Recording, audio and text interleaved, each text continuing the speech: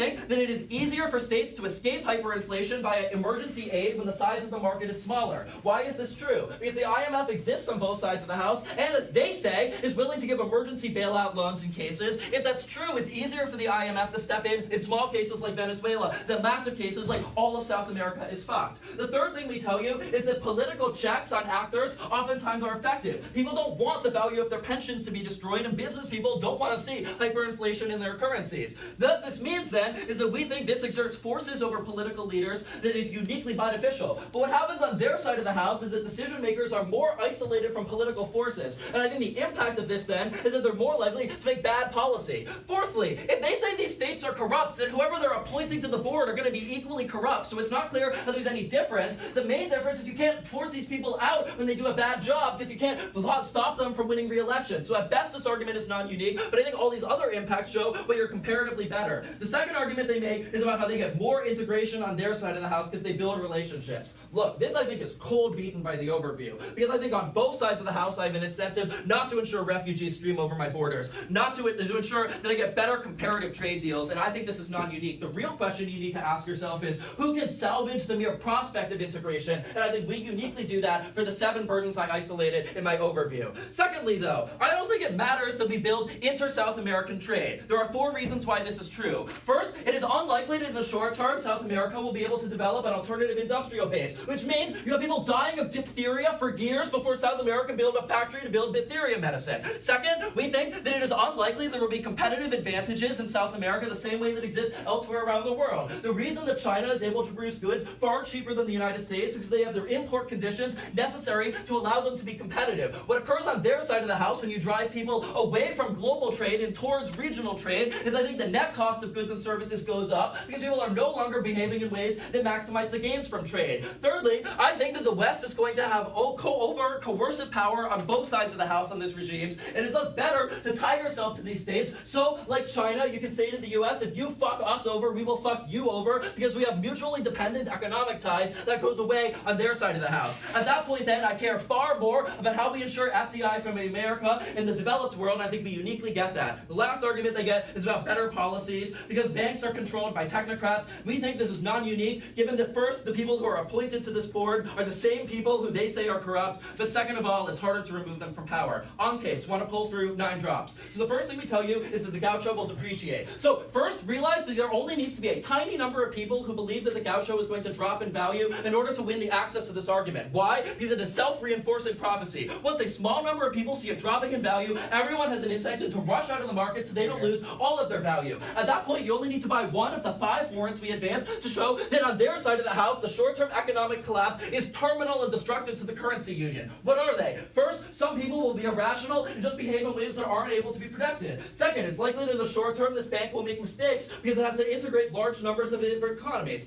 Thirdly, it is likely the case that a lot of people will be untrusting of the states because of a history of corruption. Fourth thing, we tell you that it's likely that there will be a recession driven by austerity. If you buy any one of these 4 warrants, apply to any subset of investors, the terminal impact is access because there's no response from the LOC. Second argument we give you, long-term disadvantages. Let's give them their best case world and they access the long term. I still think it is insufficient to outweigh. Why? First thing we tell you is that hyperinflation has some mechanisms to be solved by outside actors which they say have an incentive to help. But in a world in which a nation goes bankrupt, it is likely that Western countries will make strict punitive measures that fuck them over. So if you buy that they have a larger chance of bankruptcy and we have a larger chance of hyperinflation, you should always prefer a higher risk of hyperinflation to a higher risk of bankruptcy given that weighing. For all these reasons, very proud to propose. Thank the speaker, invite the MO.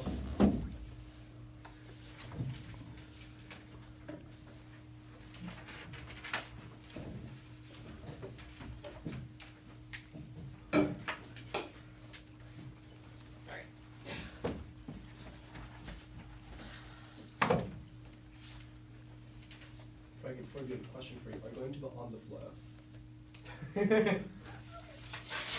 Don't really know. That's a yes. Like, that was a doozy. Okay. Give me a sec then. Yeah, probably gonna go on the flow just for my own, just for its sake.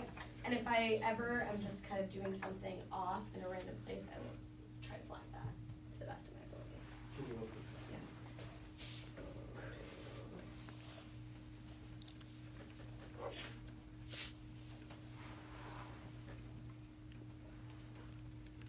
I'm good. Thanks.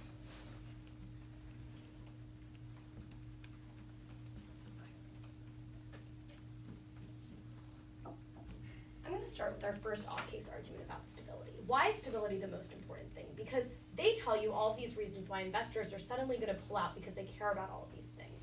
We tell you the number one thing that investors care about is stability when they're doing this. They care about making predictable investments because that allows them to know how much they should actually invest, where they're going to actually invest. Given that we then control this link, we think that this is going to be really important. Why do we actually get this stability? They tell us a couple of things. They say, firstly, they're not enough foreign exchange reserves for this to actually happen. First of all, like, I didn't know that Brazil doesn't have enough foreign exchange reserves. I'm not sure that we should have been expected to know this. I think we can reasonably say that if every single country in Latin America is going to do this, I think it's fair to say on our side of the house that we actually can caveat that we are able to get this currency working. But secondly, they say all these good countries that are doing really well are going to leave, and that's going to cause massive amounts of instability. We tell you that this is actually not the case because they have incentives to have this. They have incentives to have this stable currency because it increases the amount of investment that comes in. But more than that, we think that it's also good for them because it allows for trade and cooperation with other countries in Latin America, i.e. they benefit from these relationships that they have with neighboring countries for the reasons that Jaewon described, and these are incentives for them to stay. So just because they might not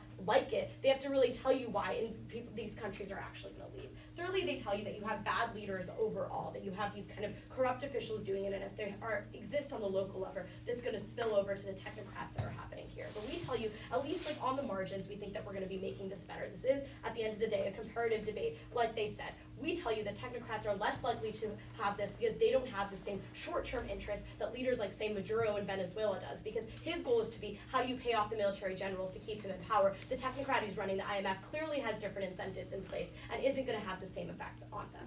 Then they tell us, okay, the real problem is that interest rates are going to be the same when you have this unified currency. That's a problem because now Argentina and Brazil get all the investment and all these small countries don't.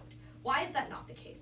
The reason that that's not the case is because smaller countries still have faster rates of growth. They have lower labor costs, and they have other incentives for foreign direct investment to actually go in. This is why you actually see, fine, we might have smaller interest rates, but you get also much less risk now on these smaller countries. So now the previous benefits that they have actually allow them to get the investment because the only thing that they were missing in the equation is risk. At the end of the day, countries that have slower economic growth, that are doing better off, are less attractive investments for the reasons that we explained, and they still get benefited. If anything, on their side of the house, they get no investment because what we told you is that risk is the number one thing that investors care about, and that's what isn't there. So this response doesn't really apply in this case. So why, again, do we get stable currency? We tell you, firstly, that individual countries don't peg their currency to stable currencies. That means that they're less likely to have stability. We get that when we do that. Secondly, we tell you that monetary policy is used to artificially change the value of currency, which means that when there's 9 different countries doing independent monetary policy, you're less likely to get the stability. These are the 2 warrants that they don't actually meaningfully engage with that show why we actually get that stability on our side of the house.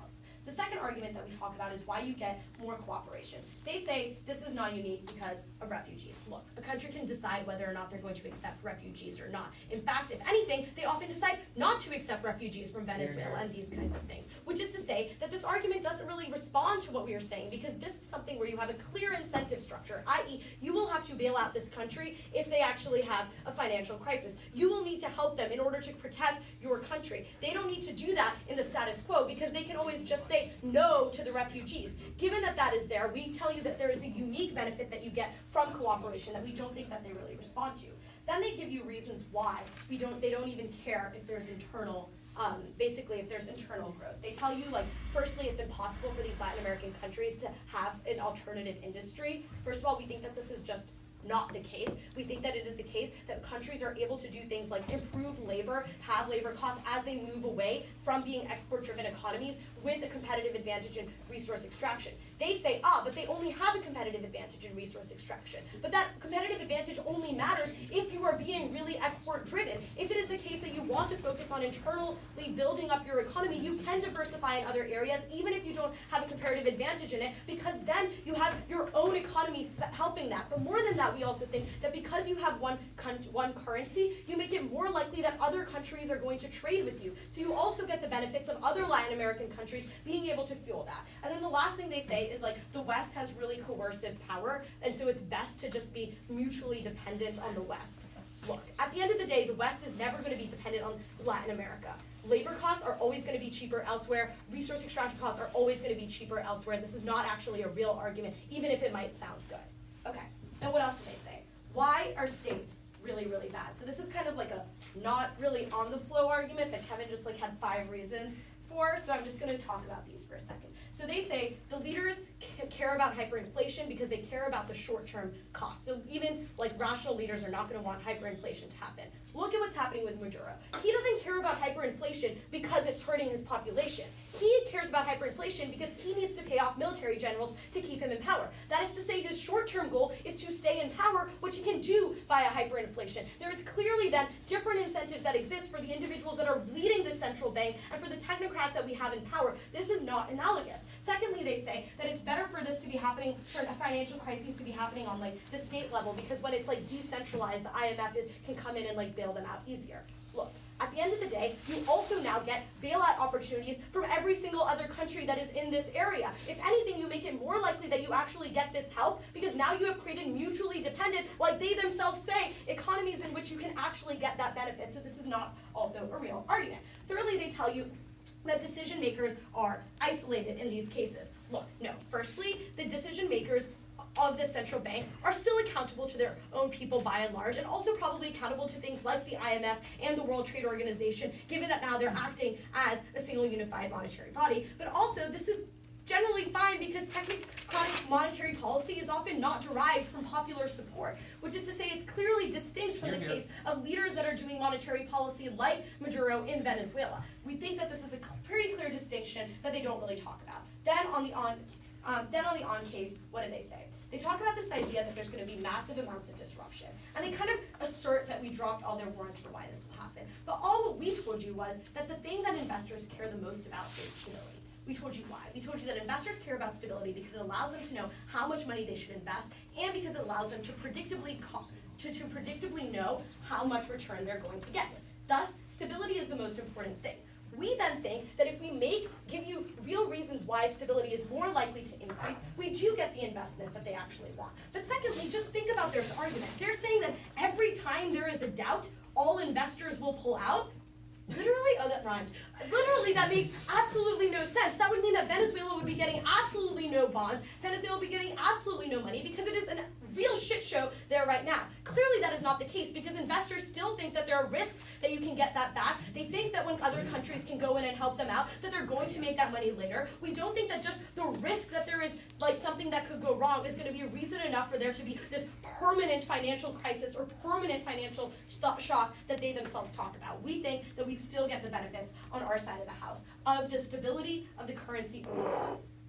But then they talk about kind of this issue of like, and then like the other thing that they don't really meaningfully engage with is why it's actually bad to create a system of exports. Because they talk about why it's going to be really bad when imports become more expensive. The reason why we think moving away from an export-based economy, and they don't respond to this, and they don't get to respond to it in PMR, is really bad for several reasons. Firstly, because it tends to rely on things like natural resources that are really volatile. Secondly, it makes it less likely that you have diversification, so this volatility then adversely hurts your economy if there are any shocks. Thirdly, it means that you're actually prone to coercion by these Western trade deals, which tend to have permanent effects in these cases because you never get to be self-sufficient and isolate yourself. These 3 reasons for why it's better to move away from this export-driven economy is why you vote for op at the end of the day. They don't respond to this. Very proud to oppose. Thank the speaker, invite the LO, reminding everyone that points of order will be taken under consideration. This is consensus, right? It is consensus. By the members of the panel collectively. This is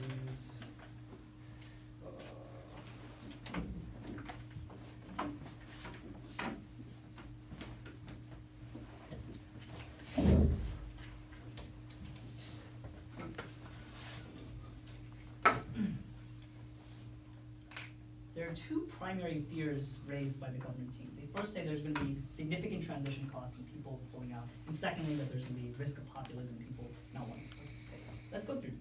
Firstly, on transition costs, first, they don't respond to any of the arguments we give about why there are still reasons to actually continue investing, given that there are strong, stable currencies within this market in the first place. They give an incredibly unnuanced analysis of the fact that anytime someone feels any doubt, everyone will pull out. Obviously, that's not a proper justification as to why investors will pull out. And given that, in the status quo, we have already told you the situation is extremely dire in countries where that have fluctuating currencies. It's very unclear to me why their comparative is so much worse. Given particularly that we encourage inter-cooperation to ensure that these failures don't exist within the Latin American markets, we don't think they can simply come up here and claim that everyone's pulling out of all of the currencies. Secondly, with regards to whether or not people will continue to want to cooperate, firstly, we actually encourage greater interdependence in as much as you create greater integration when countries are more financially dependent on each other. But also, this argument that like people will pull out is very much in tension with Kevin's argument about the fact that like cooperation is non-unique, then that's why they're still going to continue to cooperate on our side. But at the same time, they say, but if you actually include this is going to be the tipping point for people actually wanting to leave the union. We don't think they give you enough analysis there. Given that that's the case, fine. Let's accept that there are some short-term transition costs, and then we can accept that there's some decrease in flexibility. We would tell you, though, a couple of things. One, we've explained why this type of monetary policy flexibility is being used harmfully in many of the countries, in the poorest countries in Latin America. So fine, maybe we slightly harm the flexibility of countries like Chile, Brazil, and Peru, but we would tell you that we get massive benefits for the worst off Latin American countries. And overall, we think at the end of the day, it becomes more likely that these countries become more self-dependent and have better economies. A couple of reasons. One, we told you we get more foreign investment because A, there are more stable currencies. We would tell you that when there are countries currently that have destabilized currencies, there's no ability for these countries to actually get the proper type of long-term investment that they need because only investors that are actually looking at huge interest rates are actually investing in these countries. We would tell you it's more likely to get foreign investment on our side. Secondly, we tell you that even if it's the case that we have smaller interest rates now in these countries, we told you there's less risk, and it makes sense why that's the case. But secondly, we also told you that now that other countries are more likely to bail out those countries, it becomes safer to invest in those countries. So if it is true that these countries are lacking in a lot of foreign capital, it becomes more likely that they access that capital on our side of the house. Second, we get better monetary policy. They really don't respond to the arguments we gave here. Given that we've told you there are misaligned incentives in many countries for a lot of weak governing countries to actually for these leaders to actually implement the monetary policies that only actually benefit them and the cronies rather than the actual politicians at large, given that they don't care about the fact that hyperinflation is ravaging population. We would tell you that we are more likely to check those incentives on our side of the house in as much as you need to come to a consensus. And oftentimes these countries with weaker financial institutions don't actually have the greatest technocrats. We make it most likely that the best technocratic leaders are creating monetary policy. On their side, monetary policy, you get flexibility, but it's actually being used actively poorly. On our side of the house, it's more likely that monetary policy is actually used to actually create stability and the type of long-term investments that's necessary for the growth of these countries. Finally, we get more cooperation and a less export-based economy, something they really don't grapple with. One, we get increased interdependence by the fact that you're sharing a currency, so you have to be financially dependent on one another. But secondly, we told you you're less likely to develop export economy when they stop the artificial currency changing of many of these countries that allow them to only use exports and not actually purchase any imports. We told you there are a couple of problems with this. One, we told you when you're actually coerced more by Westerners, and they give us the words as to why it's bad to be coerced by Western countries, we tell you that's more likely to happen on their side when you actually continue to encourage an export-based economy because of the floating currency. Secondly, we told you that it becomes more volatile when you actually have export economies because there are shocks that are outside of your control. Thirdly, we told you that there's no future diversification, which is important because A, it prevents you from actually getting into shocks that completely taint your economy, and secondly, it means you're more likely to be self-sufficient and actually create the types of industries that allow your economy to grow. In the best case scenario for them, they don't bite the transition costs, and they might have some more flexibility that's being used poorly, but they never set up these countries for the success. We properly align the incentives of these leaders to make good monetary policy decisions and make good decisions that allow them to diversify their economies and get long-term growth, and that's not based on export economies. They never grappled with that. Very powerful. I think speaker, followed on PM, same thing. Points were we taken under consideration by the members of the panel, et cetera, et cetera.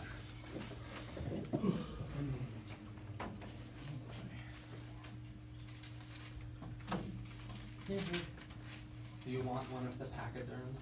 That's all right. Okay. This. See if we get through this.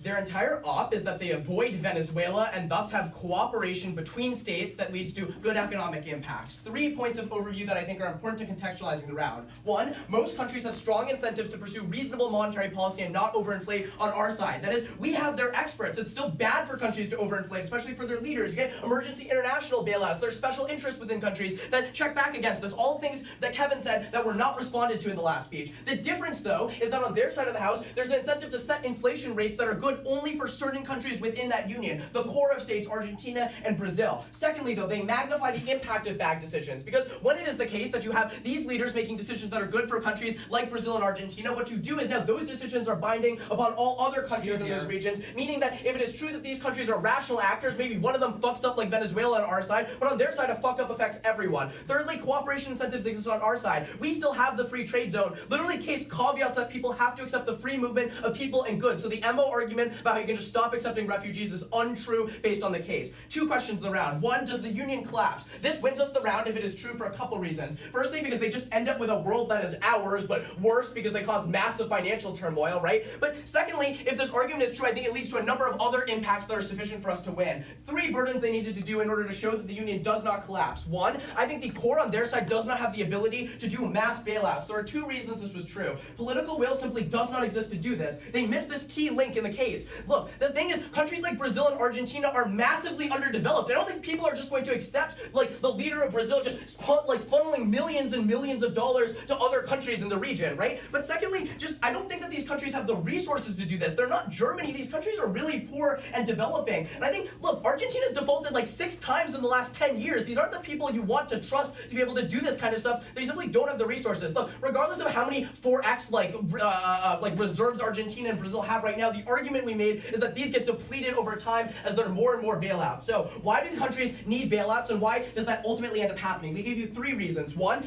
lots of countries just have shit economies, right, like Venezuela, and so they necessitate bailouts starting day 0. But secondly, investor confidence plummets. That is, even if all of the arguments we gave you about why this is going to be bad for the economy are untrue, I think it's the case that investors are going to perceive that as being the case and are going to not want to take the risk. They're going to just change their investments to places that they know will be profitable, right? Because why would you take on that added risk? You can just go and reinvest later if it works out. Thirdly, austerity or default were the options that are left for countries in the state. That is, on the periphery, right? What ends up happening is that these are countries now in which that are now unable to pay back their basic debt payments when FDI and things like that fall, and when ultimately the central bank and the core are making monetary policy that isn't effective for them. The problem is, though, we told you they're unlikely to pick austerity for political reasons, meaning that you get massive debt crises that mean that there have to be huge numbers of bailouts coming from the core. So if you buy any of the 2 reasons I gave you at the top, it's unable to do that, and the currency union collapses when there are no longer bailouts. Secondly, I think right-wing parties get in power and then pull out of the union. Look, the 2,